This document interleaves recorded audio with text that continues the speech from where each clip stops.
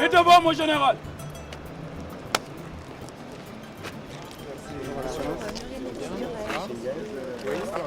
Alors, j'arrive. Ça va bien. On a parlé tout de tactique. Voilà, merci.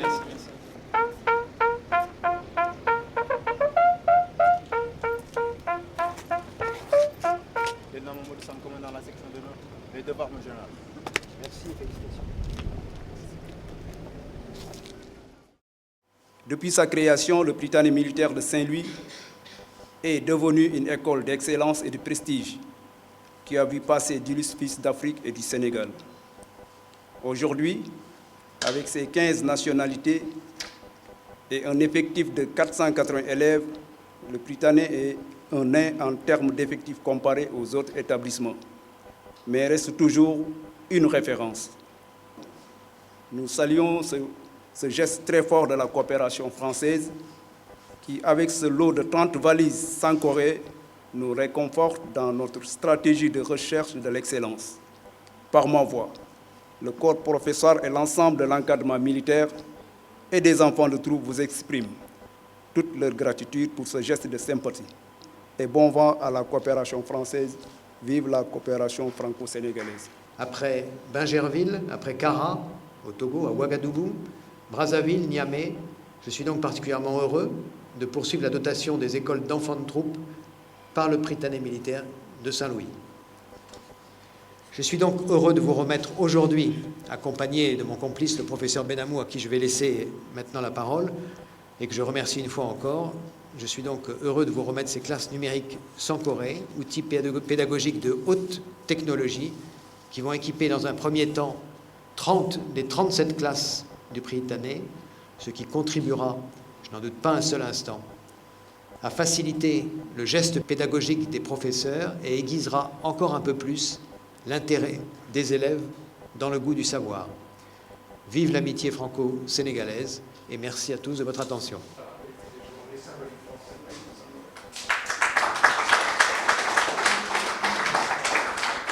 Je voudrais remercier aussi, au nom du ministre de l'Éducation nationale, la coopération française ainsi que l'armée française, mon général, de nous avoir offert cette chance-là et de l'offrir surtout déjà à 300 classes, parce qu'il existe 300 classes numériques au Sénégal.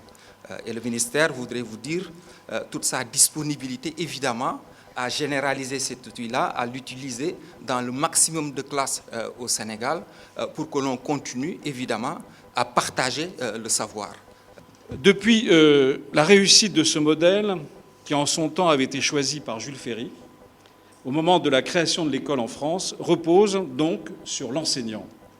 L'enseignant investit, alors, mais c'est toujours une mission qui reste, en particulier pour les pays en développement, investi de la mission d'arracher les enfants à leur destin, à l'ignorance, à l'analphabétisme. Et donc la solution, c'est d'ouvrir les portes de l'accès au savoir, libre et gratuit. Et là, nous sommes totalement en phase, de manière extrêmement moderne, avec les dernières résolutions de l'UNESCO, Déclaration de Paris du mois de juin 2012, pour que l'ensemble des États dans le monde entier se mettent dans la perspective de la création d'un corpus global, multilingue, international, de ressources éducatives libres.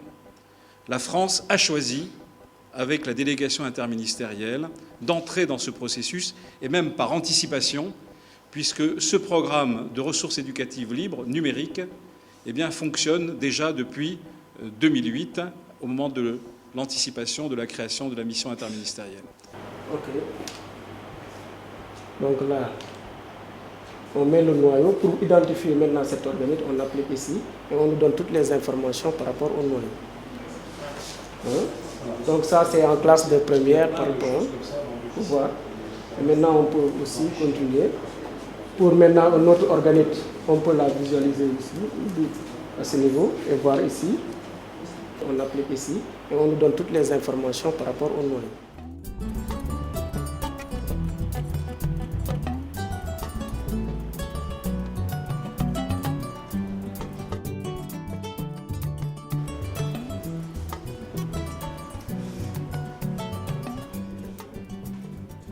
vous avez un ordinateur, un projecteur et un mur écran qui permettent d'avoir accès à des bibliothèques de savoir, à des encyclopédies complètes, à des logiciels d'enseignement, à des méthodes d'enseignement, des méthodes pédagogiques.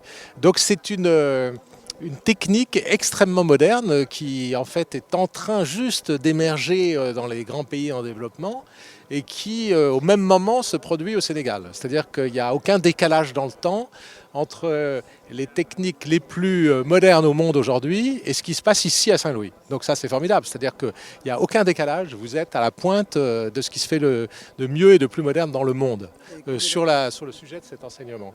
Ce projet Sankoré répond bien à ce souci de répondre à la curiosité, à l'enthousiasme des élèves et à leur désir de modernité aussi. Voilà.